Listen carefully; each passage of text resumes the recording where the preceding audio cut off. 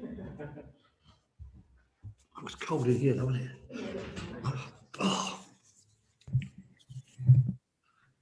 Hi, thanks for joining again. We're going to start with JD from Sky Sports News. Thank you. Roy, you always know I like catching up with you. Hope you're well, first of all. Yeah, thanks, JD. A bit cold.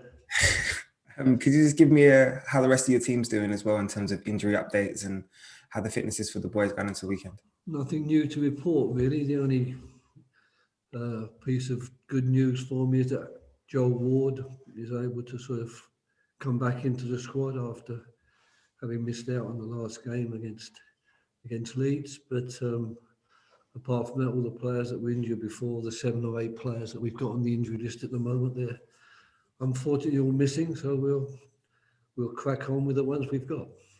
Do you have any sort of closer date for Wilf in particular? I know the Crystal Palace fans will probably want to know. No, it's only 1 week, or maybe slightly more than 1 week into his muscle injury. So we're anticipating it will take more time than that for him to recover. And the same applies to the MacArthur and McCarthy. The same applies to James Tompkins and Jeffrey Schlupp. We've got Sacco, of course, still out as well. Connor Wickham hasn't recovered yet. So it's a very, very long list we have.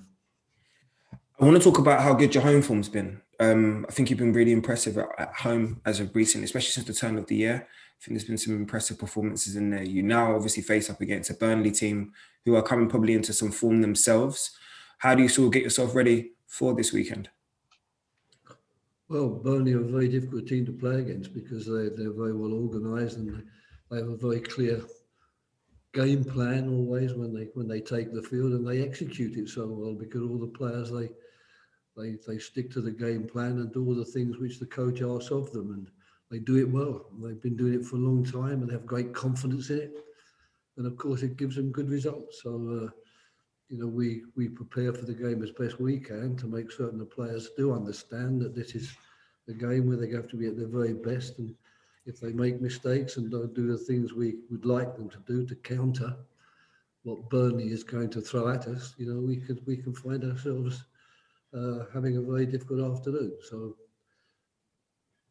really just get on with the game now. I think Burnley are confident. I'm sure they've had some good results, as you rightly say, but we're reasonably confident ourselves. We haven't played that badly of late, so hopefully it will turn out to be a good game.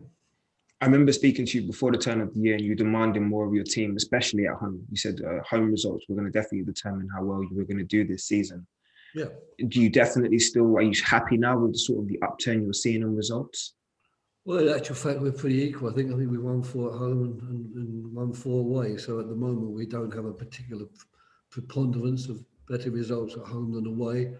I think, quite frankly, in this league, you don't. It would be a mistake to suggest that we're going to get all our points at home or all our points away. I think you've got to take it much more simply than that and try very hard in every game you play to prepare for it properly and to try and get the best performances you can out of your players, and then to hope that if you need a bit of luck along the way, it's on your side. Roy, I also want to talk to you about a developing story all the time with the Premier League. Obviously, they made their stance clear between all of the leagues. In terms of the EFL, the Premier League, the WSL, everybody kind of made a unified stance against online hate. Facebook have actually responded, and I just want to give you, as a manager of one of the top division teams, a chance to respond, talking about it might be worthy, sort of people be given a chance to learn from their mistakes and not automatically given a ban for racist abuse.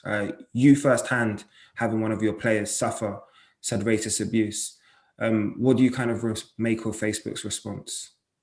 I don't quite understand what argument you're going to put up when you've been guilty of racist abuse, suggesting that you didn't understand or you didn't realise what you were doing and you deserve a second chance.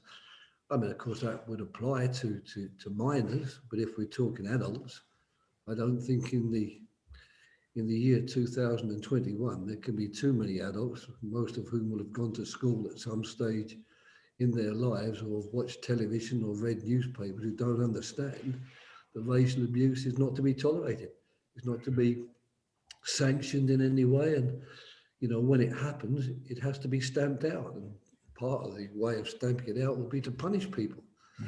I don't fully understand the online business.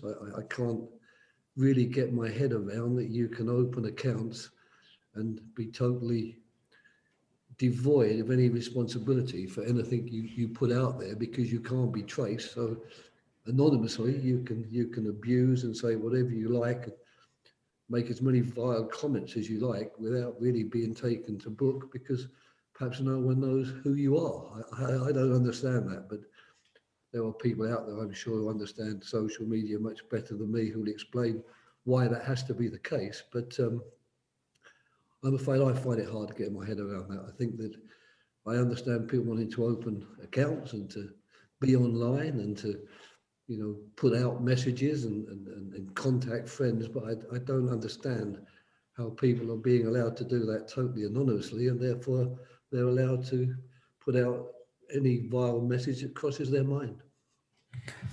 Thank you, Roy, for that honesty. My last question to you is just an update on Ray. I know obviously his health has been a topic of concern for all of us in football. I just want to see how is he doing, and is he any closer to getting back to the touchline as well? He's back now. I don't know why he's been back the last couple of days. He's full of beans and full of life, and very happy to be back after his imposed isolation. So we'll be benefiting from his knowledge, of course, and we're benefiting from his enthusiasm on the touchline, where I'm sure he'll be helping me bark out any orders that need to be barked out there. No doubt about it. We'll hear his voice this weekend. Thank you very much, Roy. Thank you, JD. Thanks, JD. We'll go to Mark Scott of PLP. Hello, Roy. Great news about Ray. Just wanted to ask, what do you think of Mateta's performance at Leeds, and how's he been in training? I guess sort of getting up to maybe the pace of the Premier League? Well, I think it was a difficult performance to analyse, because I don't think it was a question of not being up to the pace of the league. It was the fact that playing against a team that gave him and us so little room and time on the ball, that really the service that he received and the chances he had to really show what he can do were extremely limited in that game.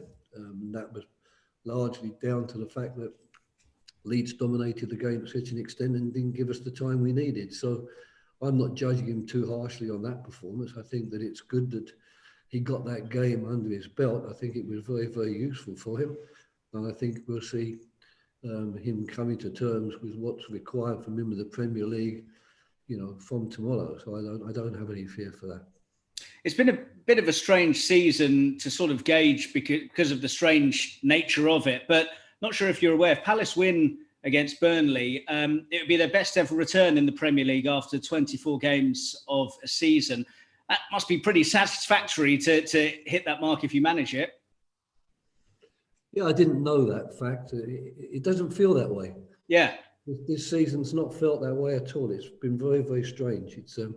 I don't think it's just us that are finding the season strange. I think we're in good company. I think there's plenty of teams in the league who will be saying the similar type of thing. But it's been a difficult season, I think, to get a handle on. Because the last one, to finish off the last season, we had to play those 9 games in very quick succession. Then there was a relatively short break, and then we started again. It seems to me that to some extent the seasons have merged into one, and that's made it a little bit difficult to work out, well, is it this season we've done okay, or was it last season we did okay? But pardon me, I'm very pleased to hear that, a win tomorrow would give us that satisfaction, if you like. But I think it's so important in the Premier League and so important for clubs like ourselves just to consistently keep our feet on the ground. And, when you get a good result, enjoy it, but don't think that now the Swallows are going to swarm around your training ground or your stadium.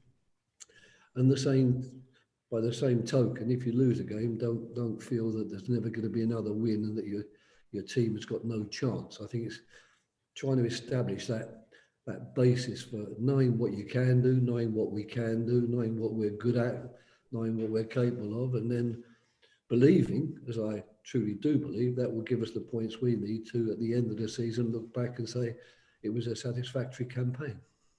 Yeah, we mentioned the fact it's a bit of a strange season. Another thing that's a bit strange is Palace's defensive record this season, the second worst in the division, which is very unlike Palace. What's been going wrong in that department from your point of view this season? We conceded 7 against Liverpool. That's what it did. Take those 7 goals out, it wouldn't be quite so bad, would it? So aside from that, that's what football is, isn't it? You know, there's a lot of bad ones. You lose a game by 7 goals, and we've lost a couple by 4 goals. That's 3 goals. There's 50. I've just named 15 goals in 3 games. Unfortunately, you've got a very bad defensive record. You've got a lot of goals against. If in those 3 games you lose all 3 by a single goal, you've got an extra 12 goals on your side, which you'll probably pass around about plus minus 0, I think. So it's as simple as that. You know, it's trying to suggest that the whole of the team's defensive record this year is bad because a lot of goals have been scored. You've got to look a bit more closely at how those goals were scored, how you conceded them, when you conceded them. And unfortunately, all the time, as a club, you concede 15 goals in 3 games when only 23 games have been played. You can have a pretty poor defensive record. We're up against the side who are the lowest scorers in the Premier League this season in Burnley. Is it a bit of a surprise that they've struggled to score goals given what they've got in their squad? Well, Sean, like ourselves, has been suffering a period of injuries. And, you know, sometimes when you're Burnley and Crystal Palace, you do need your top players available to you. You know, they are the ones that help you get those results. And sometimes when they're missing, teams find it hard to keep up the same level of performance. So I think they are a team that are more than capable of scoring goals. And before the end of the season, all they need is a 7-0 win. You'll be saying they're one of the best attacking teams in the league. Just finally, expecting another tight game because the last 2 have both ended 1-0. So they've both been quite tight affairs. Yes, I mean, it's hard to score goals against Burnley. That's why they do so well in the league. If you're that good defensively and you don't concede that many goals, you've always got a chance because all the time the game's 0-0, all you need is a goal to go away with the 3 points. So we understand that, but I'm still not firmly believing that, you know, tomorrow's going to be that sort of game and it'll likely be a game with very few goals.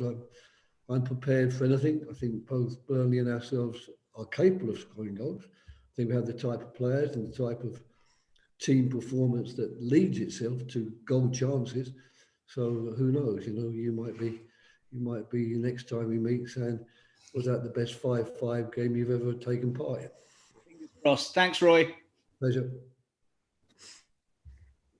Thanks very much. Are there any other broadcast questions? If you'd like to use the emoji, if so. Yeah, could I have a quick one, Joe, if that's okay? Jim from PA, thank you. I'm shivering here in this room. There's no heating in this room I'm in. So I should have put my overcoat on when I came in here. I'm struggling to speak. My voice is quavering and I'm speaking. It's so cold. It's snowing here, Roy. I don't know if that's any comfort to you outside. I'm indoors. There's no heating. Yeah. No, they need a little blow fan heater. Can I just check on Joel Ward's injury? What was the problem with him? He did it and he came on a substitute against who did we play? Wolves, wasn't it? We played before Newcastle. Yes, Wolves. He did it in that game. He came on a substitute with about 10 minutes to play and landed badly in attempting to block a cross. He fell awkwardly and damaged one of the muscles close to his hip here. Not one of the major muscles, but it was enough to keep him out of the next couple of games. Roy, with Wilf Zaha, do we become a bit fixated with him and the influence he has on Crystal Palace, and is that a bit unfair to the rest of the squad? I don't know. I can say it's unfair because I mean, statistically, you can prove that we lose more games or win less games when he's not playing, and there's not much to be said about that. And as a result, you know, he deserves all the plaudits that he's quite rightly received during his time at the club for helping us get the results that we get. But in all those situations, if people want to do something about that, if you are a player who is not playing every week and is watching Wilf get the plaudits, and then when he doesn't play and you do play and the result's not gone the way it should go, you have to read, people are missing Wilf Zaha and they can't win without him. Then I think it's up to those players who are on the receiving end, if you like, of those comments or criticisms get out there and prove that, you know, we're good enough ourselves. And of course, we love having Wilf with us, and it's a great help when he's there, but we aren't totally dependent upon him. But the only way that's going to happen is if we start winning games when he's not there, and the players who take his place start showing what they can do and replacing him in the right manner, i.e. the manner which enables us to win the game. Is that a mindset thing then for the players? That Well, I think it's a very simple mindset. You know, you have a squad of 25 players, only 11 can play, and if you're one of the 14 that's not in the first 11, your mindset should be fairly simple. It should be, I want to play football. I want to show what I can do. I want to prove that I'm a very good Premiership player as well, which presumably I am. Otherwise, the club wouldn't have signed me. So the mindset for me is not a difficult one to achieve. It's the mindset which all players throughout the years have always wanted. That is, give me my chance and I'll show you what I can do. Thanks very much, Roy. Appreciate that. Best of luck. Thank you. Thanks, guys. That concludes the broadcast section for today. Thank you. We'll